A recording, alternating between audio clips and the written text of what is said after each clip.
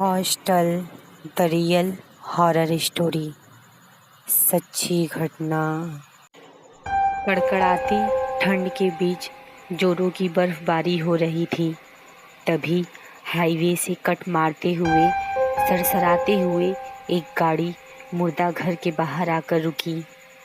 गाड़ी के रुकते ही उस गाड़ी के दोनों दरवाजे खुल गए। उसमें से एक औरत प्रियंका और एक आदमी मोहन निकलकर सीधे मुर्दा घर के अंदर भागे, जहां पहले से ही एक इंस्पेक्टर रोहित मौजूद था और उसके साथ ही उस मुर्दा घर का इंचार्ज भी, जो नशे में धुत बीड़ी पी रहा था। इंचार्ज बोलता है, तुम्हारा ही लड़का मरा है क्या? इधर आओ, मैं लाश दिखाता हूँ। इंस्पेक्टर बोलते हैं, ए तू पागल हो गया है क्या? तुझे समझ में नहीं आता? उनका बच्चा मरा है।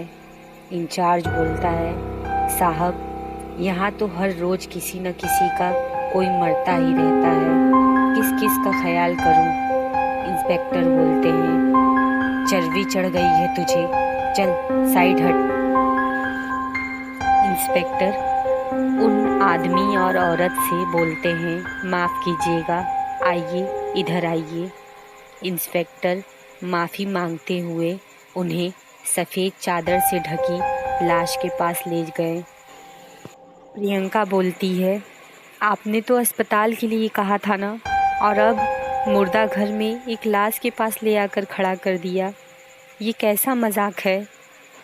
विक्रम को तो हम अभी एक हफ्ते पहले ही हॉस्टल छोड़कर आए थे, वो कितना खुश भी था वहाँ।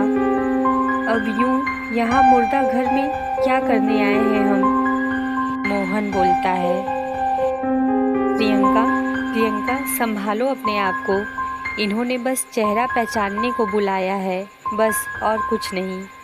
मोहन प्रियंका को समझा ही रहा था कि इतने में पुलिस ने लाश के मुंह से चादर हटाई, जिसे देखते ही प्रियंका अपने बेटे विक्रम का नाम लेकर चीखते हुए रोने लगी। जवान बेटे की लाश देखकर मोहन भी अपने आप को रोक नहीं पाया और फूट फूट कर रोने लगा। फिर न जाने क्यों मोहन को क्या सूझी, वो सीधा उठा और इंस्पेक्टर के गिरेबान को पकड़ते हुए दीवार में सटा दिया। मोहन बोलने लगा, बता बता क्या हुआ मेरे बेटे के साथ, बोल, वरना मैं खड़े खड़े तेरी वर्दी उतरवा दूंगा। मोहन के यूं बदतमीजी पर उतर जाने के बाद इंस्पेक्टर, जो अब तक शांत था, वो एकदम से भड़क उठा। फिर उसने मोहन के हाथों को झटकते हुए कहा, होश में रहकर जबान खोलिए मिस्टर खन्ना, मैं आपके टुकड़ों पर पलने वाला कुत्ता नहीं हूँ जो आपकी धमकी से डर जाऊँगा। अगर अभी आपने अपना बेटा नहीं खोया होता तो मैं आपको बताता कि खड़े खड़े और भी क्या करा जा सकता है। खैर, आपके बेटे की लाश विक्टोरिया हॉस्पिटल के पीछे बरामद हुई है। प्रियंका बोलती है, मेरा बेटा पढ़ने गया था वहाँ और अब लाश बनकर लौटा है, आखिर ऐसा क्यों होता है वहाँ? इंचार्ज बोलता है, मौत का तांडव होता है वहाँ। ये कोई पहली लाश नहीं है जो वहाँ से आई है, पहले भी कई मौत हो चुकी हैं वहाँ पर। गुत्थी कोई सुलझा नहीं पाया, जिसने भी कोशिश की मौत ही पाया। इंस्पेक्टर बोलता है, खन्ना सर, आपसे वादा रहा, ये गुत्थी मैं ही सुलझाऊंगा और उन्हें जेल तक पहुंचा कर ही दम लूँगा, फिर चाहे उसके लिए कुछ भी हो। इंचार्ज बोलता है, जवान हो, जोश है, कर लो कोशिश, बाकी समझदार तो दूर ही रहते हैं वहाँ से। इतना कहते हुए मुर्दा घर का वो इंचार्ज बाहर चला गया और जाते जाते इंस्पेक्टर को ये चुनौती भी दे गया, वो क्या कोई भी इस केस को नहीं सुलझा सकता क्योंकि इसके पीछे कुछ रहस्यमयी है। लेकिन इंस्पेक्टर भी अब ये ठान ही लेता है कि वो अब सच तक पहुँच कर ही रहेगा, सच का ज़रूर पता लगा कर रहेगा। इसीलिए वो अगले ही दिन हॉस्टल में एक कॉलेज स्टूडेंट बनकर पहुंच गया। लेकिन यहाँ पहुँचते ही उसे बहुत अजीब लगता है और वो सोचने लगता है कि एक पहाड़ी के अंत में यूं खाई के पास भला हॉस्टल कौन बनाता है। भला ऐसी जगह पर कोई अपने बच्चे को कैसे छोड़ सकता है, वो भी खन्ना जैसे लोग। हॉस्टल को देखते ही ये वीरान जगह लगती थी। रोहित हॉस्टल में जा ही रहा था, तभी उसे हॉस्टल का एक चौकीदार रोकता है। चौकीदार बोलता है, कहाँ चले बाबू? इंस्पेक्टर रोहित बोलते हैं, हॉस्टल में एडमिशन लेना है। चौकीदार बोलता है, एडमिशन लेना है तो रात में आइए, दिन में यहाँ कोई काम नहीं होता है। इंस्पेक्टर रोहित बोलते हैं, क्या दिन में कोई काम नहीं होता, क्यों? चौकीदार बोलता है, अरे नहीं होता है मतलब नहीं होता है। क्या, क्यों, कैसे, ज़्यादा सवाल ना करो बाबू, चले जाओ। रोहित, बड़े अजीब नियम है यहाँ के, ऐसा भी कहीं होता है क्या? रोहित ने अभी अपनी बात पूरी भी नहीं की थी, इतने में वो चौकीदार वहाँ से निकल गया। रोहित ने भी सोचा, अगर पूरा सच जानना है तो ठंडे मिजाज से काम लेना होगा। इसीलिए वो रात होने का इंतज़ार करने लगा। वहीं हॉस्टल के गेट पर बैठे बैठे सुबह से शाम हो जाती है, पर वहाँ कोई हलचल नहीं होती। यहाँ तक कि शाम के बाद रात ने भी अपनी घंघोर चादर ओढ़ ली थी, लेकिन हॉस्टल अब भी उतना ही वीरान था जैसे वहाँ कोई नहीं रहता है। रोहित को अब ये यकीन होने लगा था कि इस हॉस्टल में अब कुछ भी नहीं है। इसीलिए वो वहाँ से निकलने को होता है कि तभी पीछे से एक आवाज़ आती है। चौकीदार बोलता है, कहाँ जा रहे हो बाबू? अंदर आओ, एडमिशन नहीं लोगे? रोहित को ये आवाज़ जानी पहचानी लगती है। पीछे मुड़कर देखा तो अंदर वही चौकीदार था जो सुबह बाहर था। पर रोहित तो पूरे दिन बाहर बैठा था, फिर वो चौकीदार अंदर कब गया? चौकीदार बोलता है, ज़्यादा मत सोचो बाबू, एडमिशन लेना है तो अंदर आ जाओ। रोहित उस चौकीदार के पीछे पीछे चल देता है, पर गेट से लेकर अंदर तक, रिसेप्शन तक जाते हुए कुछ भी नॉर्मल नहीं था। सबसे पहले रोहित ये देखकर तंग था कि अब तक जो हॉस्टल पूरी तरह से अंधेरे की चपेट में था, उसके हर कमरे में लाइट जल रही थी और खिड़कियों से परछाइयाँ साफ नज़र आ रही थीं, जैसे अंदर कोई न कोई है। पर भला ऐसा कौन सा हॉस्टल होता है जहाँ दिन में कोई नहीं और रात में इतनी हलचल? हॉस्टल के रिसेप्शन पर चश्मा लगाए एक मोटा हट्टा कट्टा इंसान बैठा था। चौकीदार बोलता है, साहब ये बाबू एडमिशन के लिए आए हैं, मैं चलता हूँ दरवाजे पर। रिसेप्शन पर बैठा वो आदमी बिना कुछ कहे एक फॉर्म और रूम नंबर 307 की चाबी आगे बढ़ा देता है। और रोहित कुछ पूछने को हुआ ही था, उस आदमी ने उंगली से दूसरी तरफ इशारा किया जहाँ रूल बोर्ड लगा हुआ था। रोहित रूल बोर्ड के पास पहुँच गया। पहले रूल को पढ़कर ही उसका दिमाग घूम गया। उस बोर्ड पर पहला रूल था कि यहाँ कोई भी किसी से बात नहीं कर सकता, सिर्फ अपने काम से मतलब रखे। दूसरा ये कि भूल कर भी किसी के कमरे में न जाए और ना ही किसी को आने दे। तीसरा ये था कि एक बार अपने कमरे में जाने के बाद वो बाहर न निकले।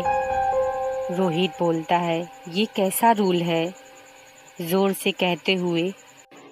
रोहित जैसे ही पीछे मुड़ा, वहाँ कोई नहीं था, न ही डोरमैन, गेट पर चौकीदार और न ही रिसेप्शन पर वो आदमी। रोहित बिना कुछ सोचे अपने कमरे की ओर चल दिया। रास्ते में सभी कमरे ऐसे बंद थे जैसे वहाँ कोई रहता ही नहीं। फिर वो अपने कमरे 307 में पहुंचकर अपना बैग रखकर अपने कमरे को चारों तरफ से देखने लगा। तभी बाहर से ज़ोर से किसी के चीखने की आवाज़ आई और रोहित उसी चीख के पीछे अपने कमरे से बाहर गया, लेकिन उसे कोई नहीं दिख रहा था। हॉस्टल की लाइटें अब पहले की तरह शांत नहीं थी, बल्कि थरथरा रही थी। इधर रोहित ये सोचकर हैरान था कि इतनी तेज चीख सुनकर भी सब कुछ शांत कैसे था, जैसे किसी को कोई फर्क ही नहीं पड़ रहा हो। कोई अपने दरवाजे को खोलने को तैयार ही नहीं था। इसीलिए रोहित खुद सामने के दरवाजे पर दस्तक देने लगा। रोहित बोलता है, भाई मैं रोहित इस हॉस्टल में नया आया हूँ, ज़रा दरवाज़ा खोलो। अंदर से कोई जवाब नहीं आया। रोहित तीसरे फ्लोर के सभी कमरों के दरवाज़ों को आजमा लेता है, कोई बाहर निकलने को तैयार ही नहीं था। फिर अंत में वो एक दरवाजे को धक्का देकर तोड़ देता है। अंदर कमरे का हाल ऐसा होता है जैसे कोई आग लगी हो। ज़मीन पर एक कंकाल पड़ा था जिसका आधा शरीर जला हुआ था। रोहित उल्टे पांव बाहर निकलता है, तभी देखता है कि इस पूरे हॉस्टल में आग लगी हुई है और कमरे के अंदर से धुआं निकल रहा है। जिन कमरों में दस्तक देने पर भी कोई दरवाज़ा नहीं खोल रहा था, अब हर कमरे से दरवाज़ा खोलने को अंदर से कोई न कोई चीख रहा था, मदद मांग रहा था। सभी चीख रहे थे, दरवाज़ा खोलो, दरवाज़ा खोलो, अंदर आग लगी है। पर उन्हें कोई सुनने वाला नहीं था। रोहित ने जैसे ही एक दरवाज़ा खोलने की कोशिश की, तभी आग की एक लपट उसकी तरफ बढ़ी और उसके कपड़ों में आग लग गई। रोहित का शरीर पूरी तरह से जलने लगा। लपटों को बुझाते हुए ऐसे घबराया कि वो कब सीढ़ियों तक पहुंच गया उसे पता ही नहीं चला, और तभी वो सीढ़ियों से फिसलता हुआ नीचे गिर गया। उसके कपड़े पर लगी आग बुझ गई, पर वो अब पूरी तरह घायल हो गया था। दर्द से कर्राता हुआ उठ ही रहा था कि तभी उसकी नज़र चौकीदार पर पड़ गई और वो उसकी ही तरफ बढ़ गया। रोहित ने उसे आवाज़ भी दी, पर वो पीछे नहीं मुड़ा, बस बुत बने आगे को देखता ही रहा था। और उसके आगे उस रिसेप्शन वाले आदमी की आधी जली पड़ी लाश थी। रोहित बोलता है, चाचा क्या हो रहा है यहाँ, और ये आग यहाँ कैसे लगी, और इन्हें क्या हुआ? अरे किसी को मदद के लिए क्यों नहीं बुला रहे हो आप? चौकीदार बोलता है। मदद के लिए बहुत देर हो गई है बाबू। अब तो ये आग रोज चुभन बनकर सीने में जलती है। इतना कहते हुए वो चौकीदार पीछे मुड़ा और रोहित के होश उड़ गए, क्योंकि वो भी बुरी तरह जला हुआ था। रोहित बोलता है, अरे ये क्या हुआ आपको? आप तो पूरी तरह से जल गए हैं। चलिए निकलते हैं यहाँ से और जल्दी से हॉस्पिटल चलते हैं। चौकीदार बोलता है, बाबू मुर्दों को डॉक्टर की ज़रूरत नहीं होती। रोहित बोलता है, मतलब? चौकीदार बोलता है, मतलब जानना है बाबू तो ये देखिए फिर। इतना कहते ही चौकीदार रोहित को गिरेबान से पकड़कर उसे कॉरिडोर की सबसे आखिरी दीवार पर सटा देता है और फिर हर कमरे में लाशें किसी ज़ॉम्बी की तरह बाहर निकलने लगी और धीरे धीरे रोहित की ओर बढ़ने लगी। पर रोहित दीवार में ऐसे चिपक गया था कि हिल भी नहीं पा रहा था।